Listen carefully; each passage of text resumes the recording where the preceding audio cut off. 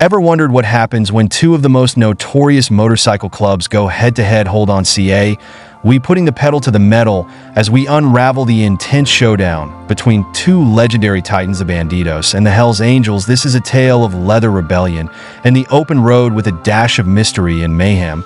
But how did the Bandidos go from revving up their engines to facing off with the notorious Hells Angels in the Great Nordic Biker War, or how a simple number 13 patch can hold the key to an entire subculture's identity from the streets of Texas to the heart of the Great Nordic Biker War? This is a ride you won't want to miss. Join us as we uncover the thrilling, mysterious, and downright wild tales of Hells Angels and Bandidos. Some of these rebel crews sport a unique 1% patch on their colors, and it all goes back to a jaw-dropping statement in 1960 by William Barry, an ex-president of the American Motorcyclist Association. He claimed that 99% of bikers were law-abiding citizens, leaving that notorious 1% as the outlaws. And just like that, the term 1% clubs was born, signifying the edgy criminal side of motorcycle culture. Back in the day, outlaws were the renegade clubs snubbed by the AMA, but nowadays they're basically synonymous with one centers. These bike fans aren't your typical ones. They're closer to the motorcycle industry's rebels, occasionally engaging in crimes that sound like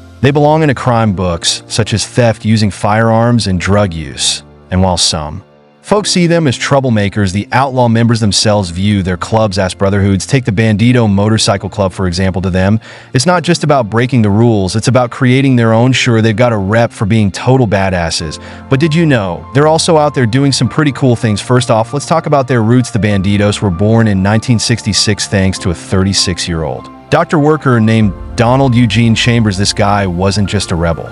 He was a visionary. He named the club after Mexican bandits who lived by their own rules, giving it an extra touch of flair. Here's a heartwarming fact: many Bandidos are Vietnam War veterans. These folks aren't just about riding, they've got a deep connection to history. Now, loyalty is their middle name. The Bandidos live by the motto, "We are the people our parents warned us about." They're patriotic, protective of their women, and love a good time. Imagine a blend of liberalism and conservatism. That's them. And get this, they're big on supporting gun rights. Did you know these bad boys have spread their rebel vibes to over 100 chapters? Yep, they've gone global, making pit stops in the United States and cruising through international chapters in Germany, Australia, Denmark, France, Italy, Sweden, Norway, Malaysia, Indonesia, Singapore, Costa Rica, and Belgium. What a way to leave their mark on the map.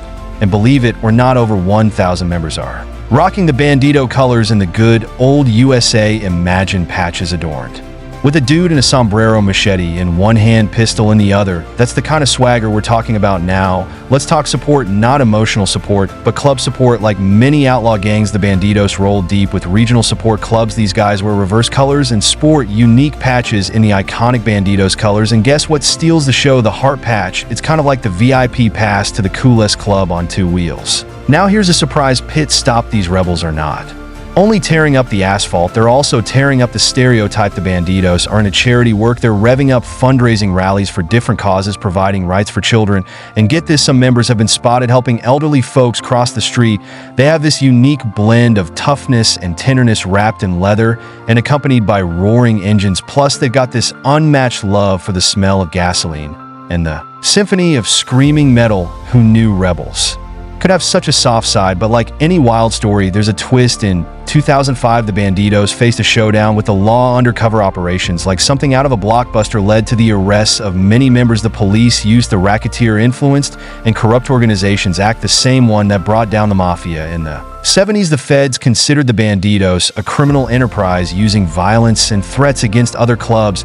It was more or less like a real-life drama. But right on the streets, imagine a Wild West-style showdown between the Bandidos and the Hells Angels, with the streets as their battleground. Steve Cook, a Kansas City police officer, spilled the beans, comparing the gang shootout to past clashes between these two heavyweight biker gangs. It's a classic rivalry, a clash of titans on two wheels. Why the beef, you ask? Well, it all goes back to a Texas-sized power struggle. The Hells Angels backed a gang challenging the Bandidos for control of the Lone Star State. Fast forward to 2006, and the plot intensifies. 18 Bandidos found themselves in hot water charged with drug possession. Glenn Moret, a Bandido member, got a 4-year sentence for drug activity. The police investigation read like a crime novel, with charges ranging from witness tampering to conspiracy and gun and drug violations. They seemed like they walked out of a grim movie scene. In the end, all of the 18 members pleaded Guilty, and Glenn Murray walked away with 3 years of supervised release, now believe it or.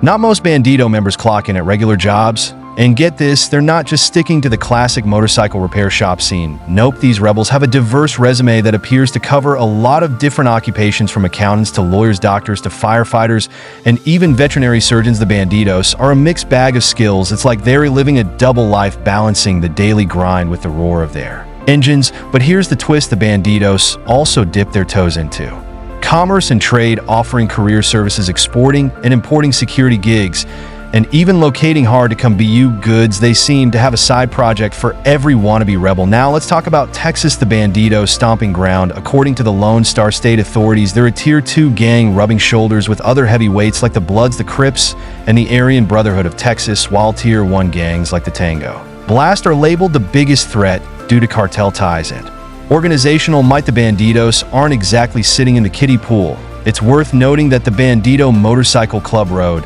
right into the pages of history during the Great Nordic Biker War from 1994 to 1997. It was a clash of the Titans, with the Bandidos and the HELLS Angels locked in a fierce battle that went down in infamy. And this Nordic War was no Sunday ride. We're talking 74 attempted murders, 11 successful ones, and nearly 100 people left wounded. Car bombs, gunfights, and even an anti-tank missile were in the mix. Imagine a Hollywood blockbuster, but with motorcycles and mayhem. In 2004, one Bandido member got slapped with a 40-year sentence. The police stumbled upon Robert Kogo, an International Boxing Federation super flyweight champion, lying next to his car. And guess what? Richard Moore, a Bandidos member, was arrested. And his response was as raw as it gets: "I don't regret it. I don't have no remorse. I don't feel sorry for him and his family. I don't." And I mean that. Now let's talk patches. Bandidos members rock a number 13 patch, and they've got an explanation. M is the 13th letter, and they say it means motorcycles. But hold on, the police beg to differ. According to them, 13 stands for myth or murder. Now let's peel back the layers of the Bandido saga. In 2006, the club president faced some serious allegations ordering hits within the gang. This internal cleansing led to the largest mass killing in Ontario, Canada. 8 men were shot and left in abandoned cars in southwestern Ontario. 6 gang members were convicted in connection to these chilling crimes. Jeff Pike, the Bandidos' former international president, got accused of calling the shots in these murders, but dodged charges.